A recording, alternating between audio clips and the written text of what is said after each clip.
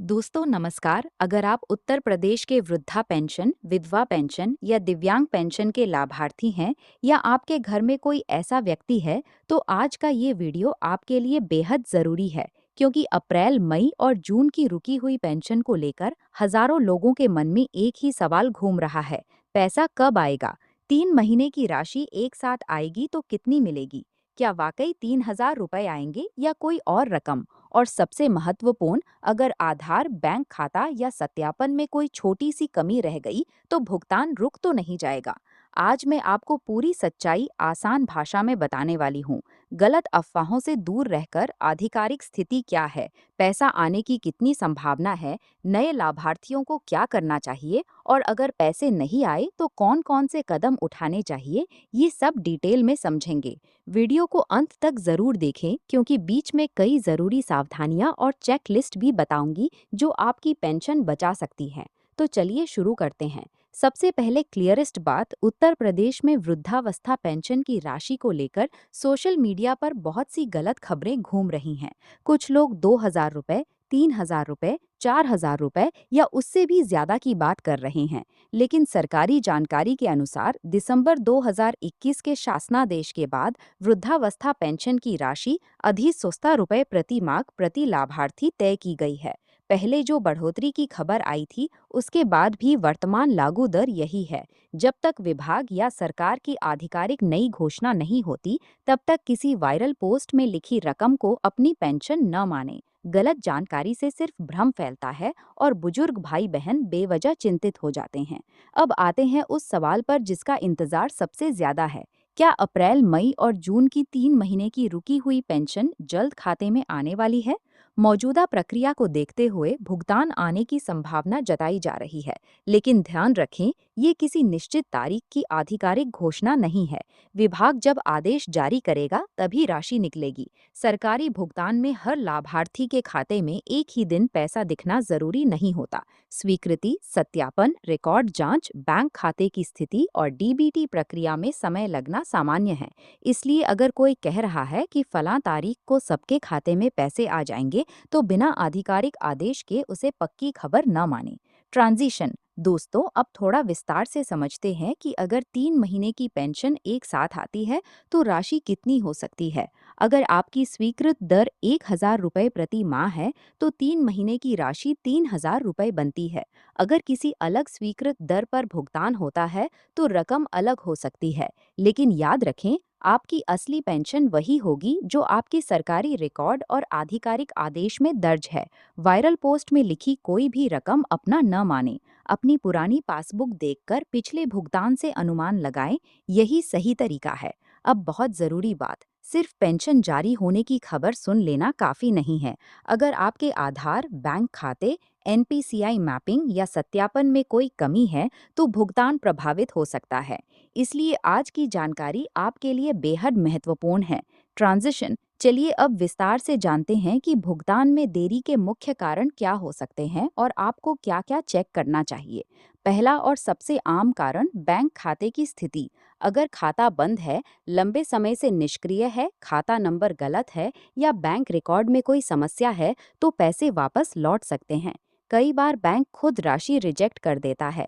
इसलिए आज ही बैंक जाकर खाते की स्थिति पूछ लें। जरूरत हो तो खाता सक्रिय करवाएं या नया खाता खुलवाएं।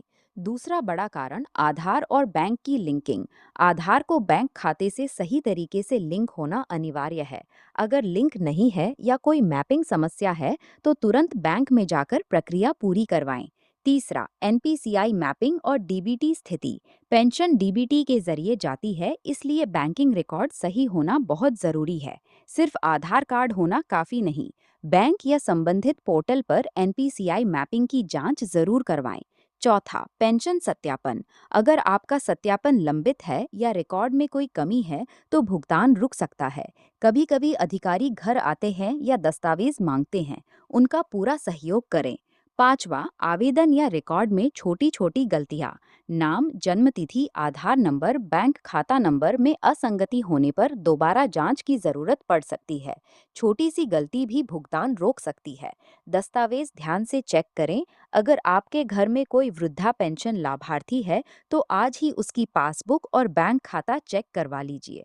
आखिरी बार पेंशन कब आई थी, खाता सक्रिय है या नहीं, कोई रोक तो नहीं लगी। परिवार के युवा सदस्य इस काम में मदद करें ताकि बुजुर्गों को परेशानी न हो। यहाँ कमेंट के लिए सवाल बताइए कमेंट में, आपकी अप्रैल मई जून की पेंशन अभी तक आई है या नहीं, और आपकी पेंशन वृद्धावस्था है, विधवा है या दिव्यांग।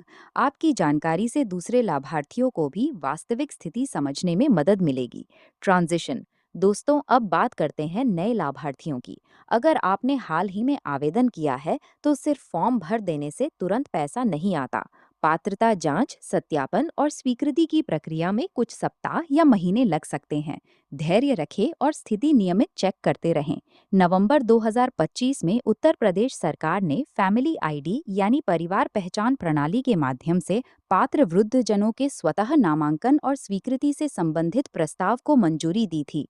इसका मकसद पात्र लोगों तक योजना का लाभ आसानी से पहुंचाना है। इसलिए फैमिली आईडी से जुड़ी जानकारी सही रखें। उम्र सत्यापन के लिए जन्म प्रमाण पत्र, परिवार रजिस्टर की नकल या शैक्षिक प्रमाण पत्र जैसे दस्तावेज मांगे जा सकते हैं, ये तैयार रखें। अगर मोबाइल पर कोई आधिकारिक एसएमएस आए तो नज़रअंदाज न करें। गलत नंबर पर कोई जानकारी न भेजें। ट्रांजिशन। अब उसी तरह विधवा पेंशन और दिव्यांग पेंशन के लाभार्थियों के लिए भी मुख्य बातें बताती हूँ। इन दोनों योजनाओं में भी बैंक खाता, आधार लिंकिंग, पेंशन रिकॉर्ड और सत्यापन सही होना जरूरी है। अगर पैसे नहीं दिख रहे तो पहले पासबुक या बैंक स्टेटमेंट अपडेट करवाएं, फिर पेंशन रिकॉर्ड चेक करें। कई बार राशि आने के बाद भी एसएमएस तुरंत नहीं आता, इसलिए सिर्फ मैसेज के आधार पर ये न सोचें कि पैसा नहीं आया।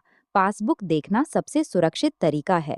अगर आपके आसपास किसी दूसरे लाभार्थी के खाते में पैसा आ गया है लेकिन आपके में नहीं आया तो घबराएं नहीं। हर लाभार्थी की भुगतान स्थिति अलग हो सकती है।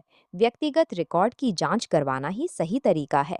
बीच में कॉल टू एक्शन। अगर ये जानकारी आपके काम आ रही है तो वीडियो को लाइक कर दीजिए और चैनल को सब्सक्राइब जरूर कर लीजिए ताकि ऐसी जरूरी अपडेट आपको समय पर मिलती रहें। और अगर आपके परिवार या पड़ोस में कोई पेंशन लाभार्थी है तो ये वीडियो उनके साथ शेयर भी कर दीजिए। ट्रांजिशन। दोस्तों, अब एक बहुत ज़रूरी सावधानी की बात करते हैं जो हर लाभार्थी को याद रखनी चाहिए। अगर कोई व्यक्ति फ़ोन करके कहे कि आपकी पेंशन बंद हो गई है और चालू कराने के लिए ओटीपी बताओ, एटीएम पिन दो, यूपीआई पिन बताओ या पैसे भेजो, तो तुरंत सावधान हो जाइए। किसी अनजान व्यक्ति के साथ ओटीपी, पिन, पासवर्ड या कोई भी बैंकिंग जानकारी कभी साझा न करें। पेंशन के नाम पर साइबर ठगी बहुत आम हो गई है। पहले आधिकारिक विभाग या अपने बैंक से जानकारी लें। संदेह हो तो फोन काट दें और बैंक या पुलिस से संपर्क करें। सारांश के लिए ट्रांजिशन।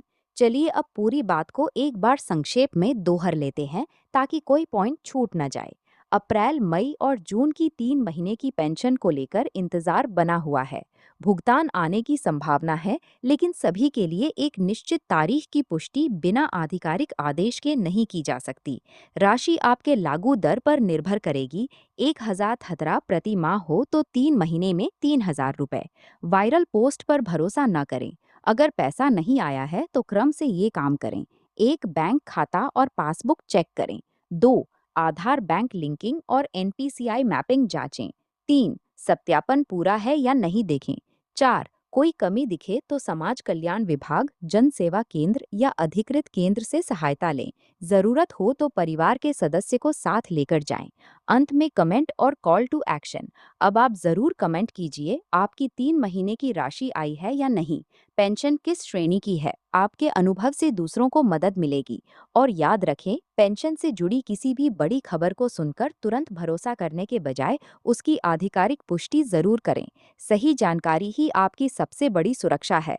अगर आपको उत्तर प्रदेश की पेंशन और सरकारी योजनाओं की भरोसेमंद अपडेट चाहिए तो वीडियो को लाइक करें, चैनल को सब्सक्राइब करें और शेयर करना न भूलें। अपनी पेंशन का ध्यान रखें, गलत खबरों से दूर रहें। जय हिंद।